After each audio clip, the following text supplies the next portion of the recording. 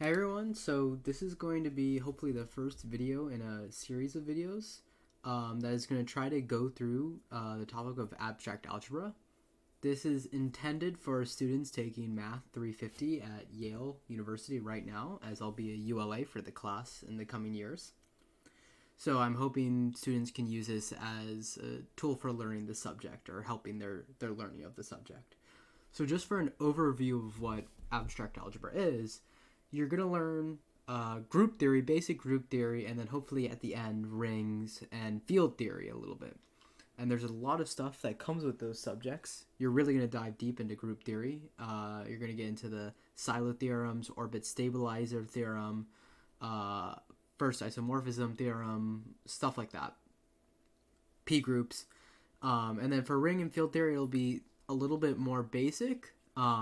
The class that extends that is Galois theory, where you'll learn more about fields. So yeah, that's kind of an overview of the class. And to kind of understand what abstract algebra really is about, it's kind of like the difference between studying how to use objects that we've learned, like let's say the real numbers or the integers. And instead of learning how to use the integers like number theory or how to use the real numbers like real analysis, it's more about like what really is an integer, what really is a real number, what makes up these objects, and can we define them using names like rings, fields, and groups. And that tells us how they relate to each other and different properties we can derive from them. So I think the best way to get an intro into basic group theory is trying to understand the idea of symmetry. So the word abstract in abstract algebra means a lot of the stuff you're going to learn in this class is not going to necessarily be grounded in real world examples. And so the best way to get an intro into the subject is to look first at real world examples and then abstractify the idea from there. Symmetry is one of the main applications of group theory. So that's what we're going to look at.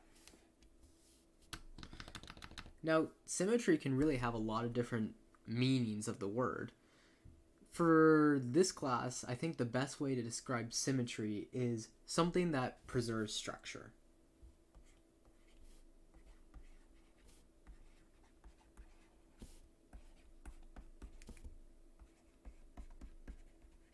Now, usually when you think of the word symmetry, you think of it in the geometric sense. So that's the first example we're going to do. We're going to talk about something called a group. We haven't defined what a group is, but I'll tell you it's a group. This one is called D3. It's also called the dihedral group on 3 vertices, 3 letters, whatever you want to say. Sometimes it's also called D6. We'll get into why it's called that. But I'm going to call it D3. And D3 is something that describes the symmetries of an equilateral triangle. So, first question is, how many symmetries does D3 have? This is, in a sense, asking what is the size of D3 if we're thinking of D3 as the set of symmetries of a triangle. And these 2 bars around it, you may have recognized them from absolute value. When it comes to groups, if you put a bar around a group like D3, it means how many elements are in it. So once you've thought about that for a while, hopefully you got the answer was 6. And we'll explain why. So there's 2 different kinds of symmetries you can get, and there's 3 of each kind. So for one, we have rotations, and then we have flips. That's what I'm going to call them. So the rotations, we can rotate like this, and like this. You can think of this as 120 degrees, 240 degrees, and 360 degrees. I'm going to call the 120 R1, 240 R2, and 360 R3. Now, for the flips, you can flip over this axis, and this axis. Flipping over any of these will be a symmetry of the equilateral triangle. I'm going to call this one S1, this one S2, and this one S3. So the total symmetries of D3 are R1 through R3 and S1 through S3. I mean, the dots kind of just I skipped one variable, but whatever. And so there's 6 symmetries there. So the first thing we should notice is that when we do one symmetry, we can always do another after it. So let's talk about combining symmetries. So let's say I wanted to, let's say like flip and then rotate. I'm going to label this as R1 times S1. You can think of this times maybe more as a composition of functions, but what this means is do S1, then R1. So first, flip the triangle over this kind of middle axis, and then rotate it 120 degrees. That's what R1, the symmetry R1 times S1 is. We know this is a symmetry because if S1 is a symmetry and R1 is a symmetry, then combining them together has to also keep the structure of the triangle intact. And so I have a claim that hopefully you can try to prove on your own, but we'll do it together. Every symmetry of D3 can be represented as a combination of R1 and S1. Represented as a combo of R1 and S1. And since this is true, or at least I'm claiming it to be true, I'm just going to call one R1R and S1S for simplicity's sake. So you should try to see if you can figure this out on your own, but I'll show you how to do it. Okay. So let's kind of write out all the symmetries here and see if we can figure out how to write them as a combination of R1 and S, or sorry, R and S. R3. So what you should notice is that R2 is really R times R, and R3 is R times R times R. Because R2 rotating 240 degrees is the same as rotating 120 degrees twice. Similar logic for R3. Now, for simplicity's sake, sometimes we write this as R squared, and this is R cubed. Now we need to figure out what S2 and S3 are. This is a little more tricky. So I think the best way to do this is to draw out a diagram. Let's try S2 first. This is S2.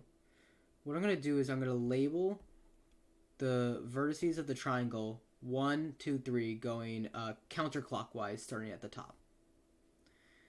And by applying S2, I get to the triangle that looks like this. 2 stays the same because it's flipping around this axis, but 3 and 1 get flipped. Now we need to figure out what this is equal to. Try it a little bit on your own, but I'll show you. This is going to be the same as taking the initial triangle, 1, 2, 3, applying R to get to, it should get us 3, 1, 2. And then, if you apply S, you get to 2 over here, 1 over here, and 3 up here. And if you see, that's the exact same triangle as it is over here. So S2 is the same as doing R than S. So according to our combination notation or multiplication notation, S2 is equal to S times R. Great. Okay, finally S3. Let's see if we can figure this out. 1, 2, 3. Okay, we're saying this is S3.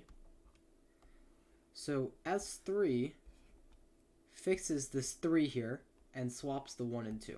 Great. Okay. Now we're going to say this is equivalent to starting with 1, 2, 3.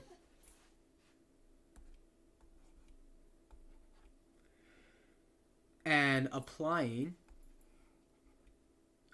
r squared, or r2. What this gets us is 3 goes up here, then there, so 3, then 1, then 2 up here. Okay. Then finally, we're going to apply s. And what we see is that the 3 and the 1 down here should swap, and the 2 stays the same up at the top. So we get a 1 here and a 3 here. And what you see is this is the exact same triangle as before. So we've shown that S3 is really the same as doing r squared then s. Boom. Perfect. Okay, great. So we've showed that every single rotation, or sorry, I should say symmetry of D3 can be represented as a combination of S and R in the following way. Pretty simple. The rotations are just powers of R, and the flips are just some combination of S and a rotation. Great. So let's make a couple notes about the symmetries we see here and the multiplication law we've defined. So first note is that when we do R3 or R cubed, this is kind of like doing nothing, right? Because a 360-degree turn really doesn't change anything about the triangle. Every other operation somehow flips the order or changes the order of 1, 2, 3. R cubed does not.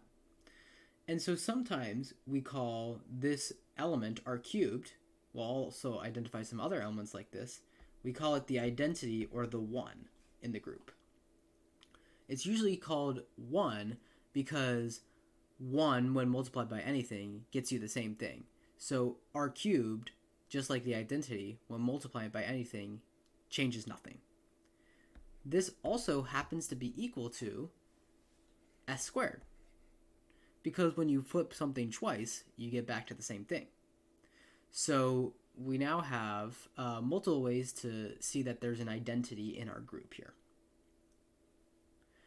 The other note is that every symmetry has an inverse. So this is an identity. And now we're seeing that every symmetry has an inverse. So for example, by inverse I mean something that when multiplied it by itself, so like r times the inverse of r will get you 1. In this case, r inverse is r squared. R times r squared is r cubed, and r cubed is 1. And for s inverse is just s, because s squared is 1, so s inverse is s. Great. So every element has an inverse. Note that if R and S have inverses, then all their combinations also have inverses. So this is also a helpful tool when it comes to groups. This is basically saying any way you can do a symmetry on a triangle, there's a way to undo that symmetry, which makes sense intuitively. Okay. So now after we've done this example of D3, let's try another example which seems slightly different or slightly further away from our natural intuition for what symmetry is. And this example is what's called the permutation group or the symmetric group. And we're going to look at specifically S3, which is the symmetric group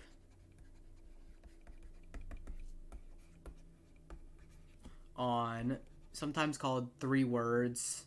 We're going to represent it as the set 1, 2, 3.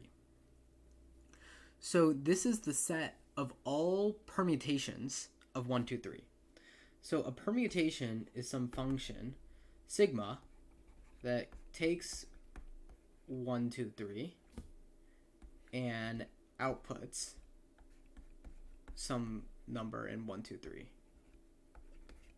Okay, sorry for that 3.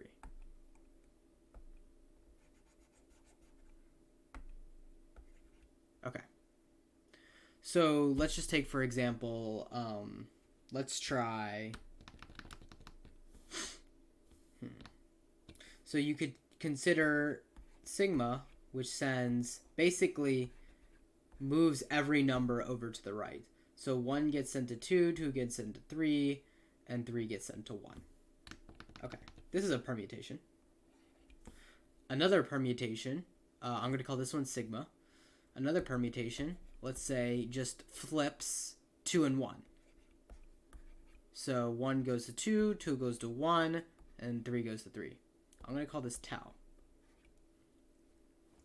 Now, I claim, without proof, you can try to do it on your own, that you can create every permutation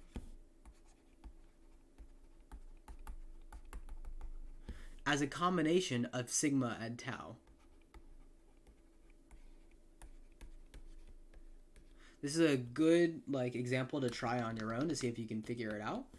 And note that I haven't told you what a combination is here yet, but it should be pretty natural. The idea of a combination here, or sigma, tau, then sigma, is just a combination, like a composition of functions.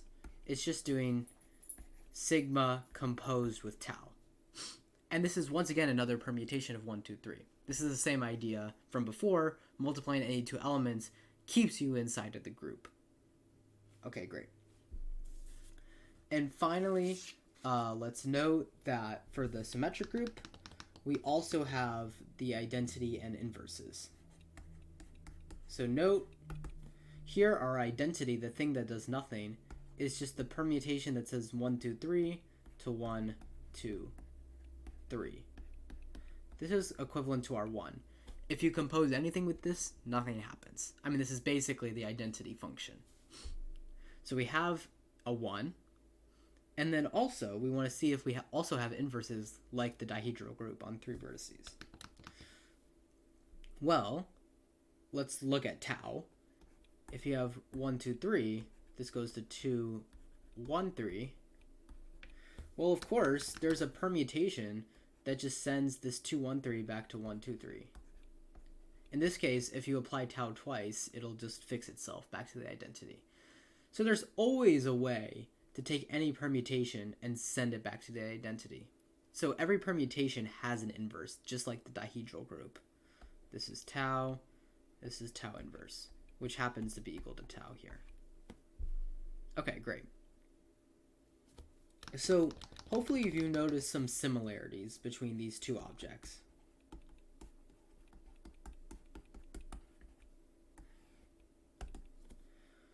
There is a set of symmetries. There's an identity. And there's inverses. So hopefully, and of course there's a multiplication law. Multiplication law, sometimes called the group law. So hopefully this should make the definition of a group somewhat natural. So let's try to define that now. Okay. So a group is a combination of a set G, or set of symmetries you can think of, and some multiplication law, which is a binary operation. So this multiplication law is a function from G cross G to G. This just means it takes two elements from the set and sends it to one element. This is just like the symmetries. You take R and S, and the output is R times S, or S then R. And these two things need to satisfy a couple properties. So this is a group if the following hold. Okay, first property, you need this operation to be associative. What does that mean? It just means for any, and I'm going to use some set theory terms, this means for all A, B, C, which are just elements in G, I get A times B times C equals A times parentheses B times C. Basically, all this means is if you have a series of multiplications, you can just move the parentheses around as you please. That's all associativity means. It's kind of how I would think of it is it's not as important as the other two axioms for a group, but it's still important for some symbol pushing. Okay. The second property is that there exists, no, this is the set theory notation for there exists a 1 or an identity in G, such that for all group elements G in G, 1 dot G equals G dot 1 equals G. No, this is just like multiplication you would think of in the regular sense. When you multiply anything by 1, you just get the same thing out. That's really all this is saying. There's some identity element in the group that has this property. And finally, you have the inverses property, which says for all G in G, so for all elements in the group, there exists an inverse element called G inverse in G. Note it has to be inside of the group, such that G times G inverse equals G inverse times G equals the identity. And this is also a natural definition. When you think of the rational numbers, every rational number has an inverse. It's just kind of flipping the fraction.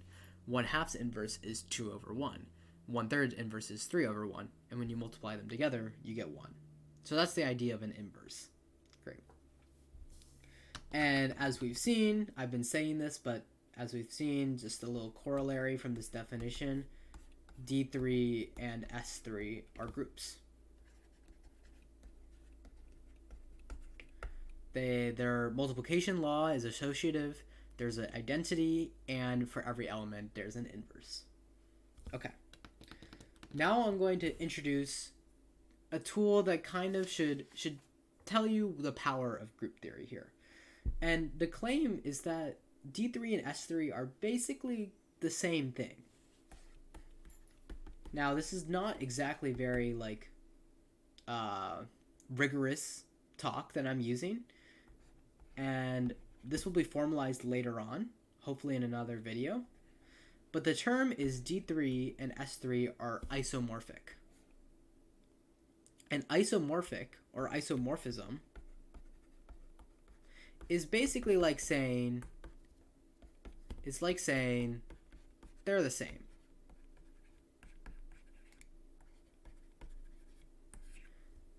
They act the same, they look the same, and they behave the same. So let's try to understand why that's the case. We're not going to do a rigorous proof. I mean, if you think you have the tools to do it right now, I think you should. But this will be our kind of faux proof of this claim. And so the faux proof is to think that every symmetry of D3, every symmetry can be thought of as a permutation of the numbers 1, 2, 3. I'll explain why. Is like a permutation.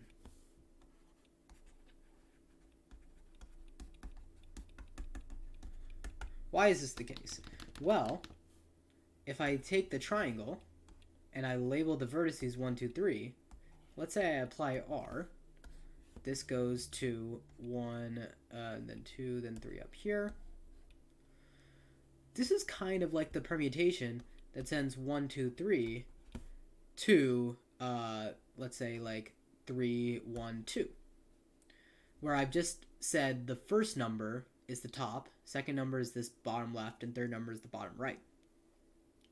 So every single symmetry of a triangle is just like permuting the numbers 1, 2, and 3. So really, we can think of D3 as being what's called a subgroup of S3. Now this is, once again, kind of all in parentheses, like quotations here. This is not rigorous. But this subset sign, which hopefully you've seen before, when it comes to groups, means subgroup, which means there's a smaller set inside the larger set that's also a group under the same multiplication law. Okay. But we still haven't showed that they're the same. we showed that D3 can be thought of as a subgroup of S3, but not that they're same. Well, the last thing that we should note is that D3 has size 6, and S3, hopefully as you realize, also has size 3 factorial, or 6. This is because there's 3 factorial ways to permute the numbers 1, 2, and 3. So they have the same size. But if D3 is a subgroup of S3, and they're the same size, D3 must be the entire group. So this gives us that basically D3 is isomorphic, kind of in quotations, to S3. This is actually true, but the proof doesn't really show that. So hopefully this should give you an idea of why group theory is really powerful. It allows us to make these claims about things that seem completely different at first, permutations and the symmetries of a triangle, and say really they actually behave exactly the same. And I think that's a great thing that group theory does, and it's a good way of understanding and getting an intro into what the subject is really about. So hopefully in later videos we can formalize these ideas like isomorphisms and really dive into how group elements behave. But right now this should be a good overview of what group theory is about. Okay, thanks for watching.